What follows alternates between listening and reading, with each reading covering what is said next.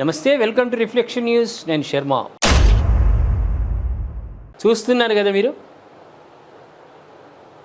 పవనసుతుడు ఆంజనేయ స్వామి దేవాలయం. ఇది సైదాబాదులో ఉన్నటువంటి ఆంజనేయ స్వామి దేవాలయం.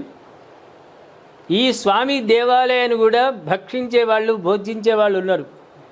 దేవుని గుడి వెళ్ళడం లేదు, ధర్మం అనేది లేదు, ఏది లేదు. తినేవాడికి ఎక్కడ దొరికితే అక్కడ తినాలే, గుంజుకోవాలి, కబ్జాలు చేసుకోవాలి, అదే ఆలోచన.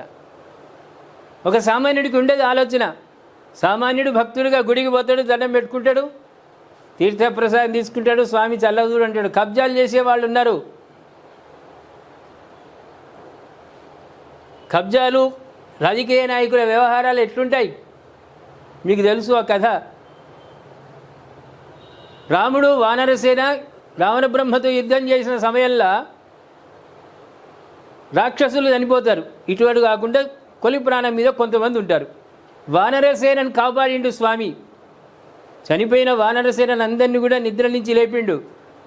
ఇటువంటి కాకుండా ఉన్నవాళ్ళు, రాముడు యుద్ధం చేసి వస్తుండగా, సీతమ్మని తీసుకొని వస్తుండగా రాక్షసులు అడుగుతారు, స్వామి మేము ఇటు చావలేదు, ఇటు బతకలేదు, ఏం చేద్దాం అంటే రాముడు వాళ్ళకు అభయం ఇచ్చిండు. అయ్యా, కలియుగంలో మీరు ఊరికి 5-10 మంది ఉట్టుండి కబ్జాలు చేసుకోండి, పబ్లిక్ను పీల్చి పిప్పి చేయండి, దోమలు కూడా భయపడాలి, అగో అట్లా చేయండి అని వరం ఇచ్చాడు. అవి వాళ్ళే వీళ్ళు.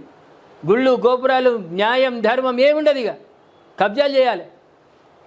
సైదాబాదులో 400 ఏళ్ల క్రితం ఉన్నటువంటి దేవాలయం భూములు 1000 ఎకరాలు కబ్జా గురైనాయి. అది మాదే, అది మాదే. ఎండోమెంట్ వాళ్ళకు, ప్రైవేట్ వాళ్ళకు వివాదం, గొడవలు. కొంచెం డీటెయిల్స్లోకి వెళ్దాం మనం. 400 సంవత్సరాల చరిత్ర కలిగిన సైదాబాద్ హనుమాన్ దేవాలయ స్థల వివాదంపై దేశ అత్యున్నత న్యాయస్థానం సుప్రీంకోర్టు కీలక తీర్పునిచ్చింది. వివాదంలో ఉన్న స్థలమంతా హనుమాన్ ఆలయానిదేనని సోమవారం సుప్రీంకోర్టు స్పష్టం చేయడంతో దేవాదాయ శాఖకు ప్రైవేటు వ్యక్తుల మధ్య ఆలయానిదేనని అనేక ఏళ్లుగా కొనసాగిన వివాదానికి తెరపడింది. గత నవంబర్లో ఖాళీ స్థలమంతా హనుమాన్ ఆలయానిదేనని రాష్ట్ర హైకోర్టు ఇచ్చిన తీర్పుపై ప్రైవేటు వ్యక్తులు సుప్రీంకోర్టును ఆశ్రయించగా, విచారణలోనే హైకోర్టు ఇచ్చిన తీర్పును సమర్థిస్తూ ఆలయంపై ప్రైవేటు వ్యక్తులకు ఎటువంటి హక్కు లేవంటూ 2700 చదరపు గజాల స్థలం ఆలయానికే చెందుతుందని న్యాయస్థానం తీర్పునిచ్చింది. చూసినా, 2700 చదరపు గజాల స్థలము ప్రైవేటు ఆధీనంలోకి తీసుకున్నారు. హైకోర్టు దేవాలయాన్ని చెప్పినా కూడా ప్రైవేట్ వాళ్ళు సుప్రీంకోర్టు పోతే అక్కడేమైంది? హైకోర్టు ఇచ్చిన తీర్పును సుప్రీంకోర్టు సమర్థించింది. అంటే సాక్ష్యాలు పర్ఫెక్ట్గా ఉన్నాయి కాబట్టి హైకోర్టు ఇచ్చిన తీర్పును సమర్థించింది. అదే తీర్పును సుప్రీంకోర్టు వెలువరించింది. దేవునితో ఆటలు ఆడితే కలుస్తుంది. మనుషులంటే కొద్దిగా ఇబ్బంది పెడుతుండొచ్చు, కానీ దేవుడు ఏం చేస్తాడు? అరే నా స్థలం రా నాయన, నాది కూడా కబ్జా చేస్తే ఎట్లా బిడ్డ అని తీర్పుని ఇప్పేసిండు. ఆలయ స్థలంపై దేవాదాయ శాఖకు ప్రైవేటు వ్యక్తుల మధ్య కోర్టులో ఎలాంటి వివాదం పెండింగ్లో లేకుండా రాజీ చేసుకోవడానికి చట్టం అనుమతించిందని హైకోర్టు గతంలోనే తేల్చి చెప్పింది.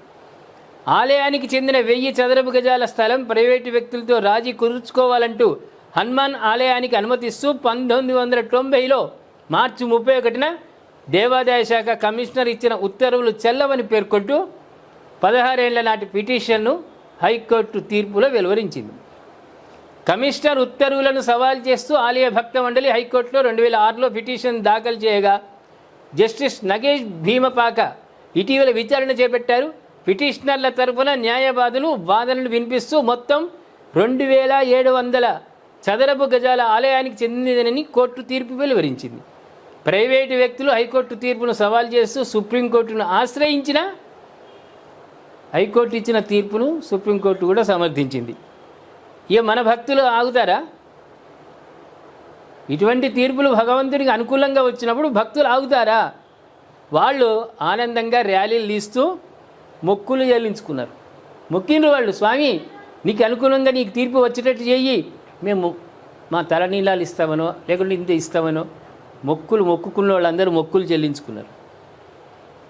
సైదాబాద్ హనుమాన్ దేవాలయం పక్షాన దేశ అత్యున్నత న్యాయస్థానంలో తీర్పు వచ్చిన సందర్భంగా దేవాలయ భక్త కమిటీ అధ్యక్షుడు కొత్త కాపు రవీందర్ రెడ్డి ఆధ్వర్యంలో సైదాబాద్లో పెద్ద ఎత్తున ర్యాలీలు తీసింది. భగవంతుడిది. ఆయన స్థలాన్ని ఎవడు కబ్జా చేయాలన్నా ఏదో రూపంలో పరిష్కారం చేస్తాడు భగవంతుడు. అది నమ్మకం. కాబట్టి ఇది విజయం, ప్రజా విజయం, భగవత్ అనుగ్రహం. తీర్పు రావడానికి టైం పట్టినా సరే ఆ స్వామికి కావలసిన జాగా ఆయనకేనని ఈరోజు చట్ట ప్రకారం చట్టబద్ధంగా తీర్పునిచ్చిండు. ప్రైవేట్ వాడు కూడా మూటాముళ్ళ చదువుకొని పోవాలి. ఏం చెల్లవు స్వామి దగ్గర, మీ ఆటలు ఏమీ చెల్లవు.